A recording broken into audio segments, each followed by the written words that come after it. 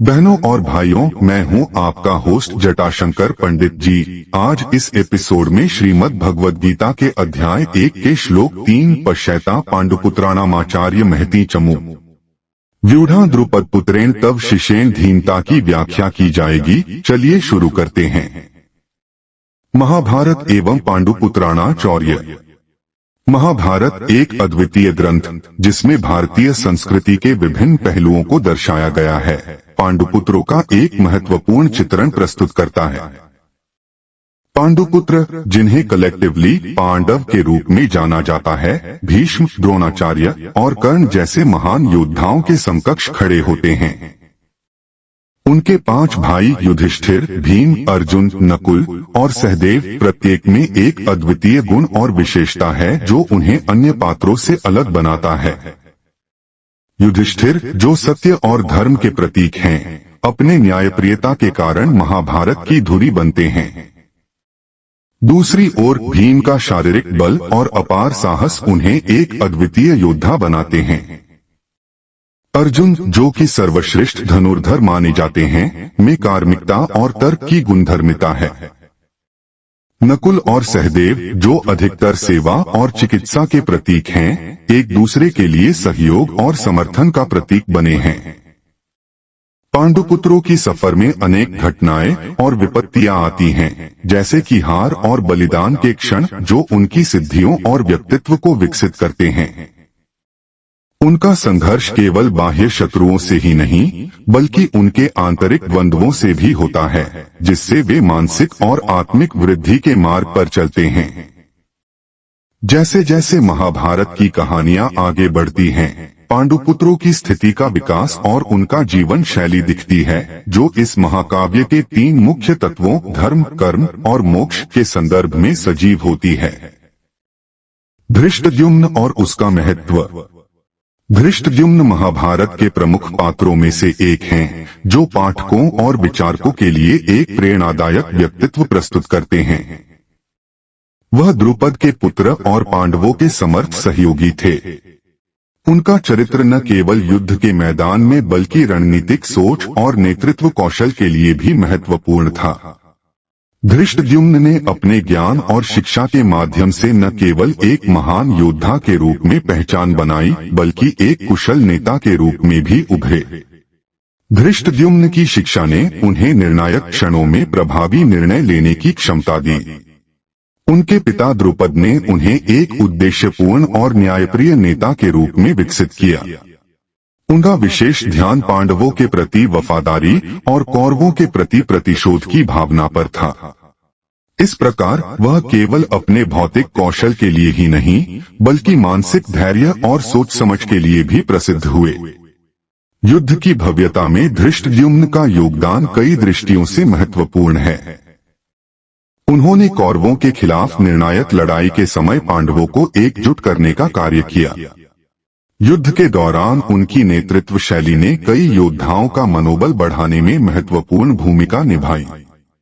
इस प्रकार धृष्टद्युम्न को एक सक्षम और प्रेरणादायक नेता के रूप में देखा जा सकता है, जिन्होंने अपने समकालीनों को निर्देशित किया। उनकी कुशलता से युद्ध की संपूर्ण कार्यवाही में एक उचित रणनीति स्थापित हुई और यह सुनिश्चित हुआ कि पांडवों का विजय पथ आलोकित हो। द्रुपद पुत्रेण व्यूहस्य रचना। महाभारत का युद्ध न केवल भौतिक शक्ति का प्रदर्शन था, बल्कि यह रणनीतिक बुद्धिमत्ता और युद्ध कौशल का भी एक अद्वितीय उदाहरण था। इस संदर्भ में द्रुपद पुत्र धृष्टद्युम्न द्वारा रचित व्यूह की रचना ने युद्ध के चलते महत्वपूर्ण भूमिका निभाई। धृष्टद्युम्न, जो द्रुपद का पुत्र था, ने अर्जुन के निर्देश पर पांडवों के लिए एक प्रभावी रणनीति विकसित की, जिसका उद्देश्य केवल युद्ध जीतना ही नहीं, बल्कि धर्मराज युधिष्ठिर को विजय दिलाना भी था। व्यूह की संरचना बहुत ही सावधानी से की गई थी। इसमें विभिन्न योद्धाओं और संसाधनों का समुचित उपयोग किया गया था। यह केवल पांडवों की ताकत के साथ साथ कौरवों की कमजोरियों को लक्षित करने के लिए तैयार किया गया था। धृष्टद्युम्न ने यह सुनिश्चित किया कि व्यूह ऐसे हो कि दुश्मन को भ्रमित किया जा सके और उसकी सामरिक चालों को बाधित किया जा सके। इस तरह के व्यू का मुख्य लाभ यह था कि यह कौरवों के लिए अप्रत्याशित था, जिसके चलते पांडवों को कई अवसर प्राप्त हुए जहां उन्होंने सफलता हासिल की। धृष्टद्युम्न का यह व्यू, जिसमें विविध आयामों की रणनीतियां शामिल थीं, यह दर्शाता है कि किसी भी युद्ध में योजना और अनुशासन कितने महत्वपूर्ण होते हैं। यह व्यू न केवल आक्रमण का आधार था, बल्कि यह पांडवों की एकता और उनकी नैतिकता को भी प्रदर्शित करता था। इस प्रकार धृष्टद्युम्न द्वारा स्थापित व्यू ने एक ऐसी भावना और स्पष्टता प्रदान की जो धर्मराज युधिष्ठिर के विजय पथ का एक महत्वपूर्ण हिस्सा बन गई। आचार्य का दृष्टिकोण। आचार्य की दृष्टि व्यू और रणनीतिकता के प्रति अत्यंत स्पष्ट और सूक्ष्म है। उन्होंने हमेशा इस बात पर जोर दिया कि युद्ध केवल शक्ति का प्रदर्शन नहीं है, बल्कि यह मानसिक कौशल, रणनीतिक योजना और सामूहिक नेतृत्व का संगम है।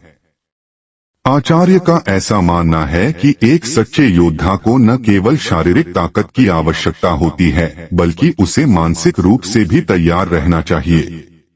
उनके लिए शिक्षा और प्रशिक्षण का महत्व बहुत बड़ा था, क्योंकि इन्हीं के माध्यम से व्यक्ति अपनी क्षमताओं का विकास कर सकता है।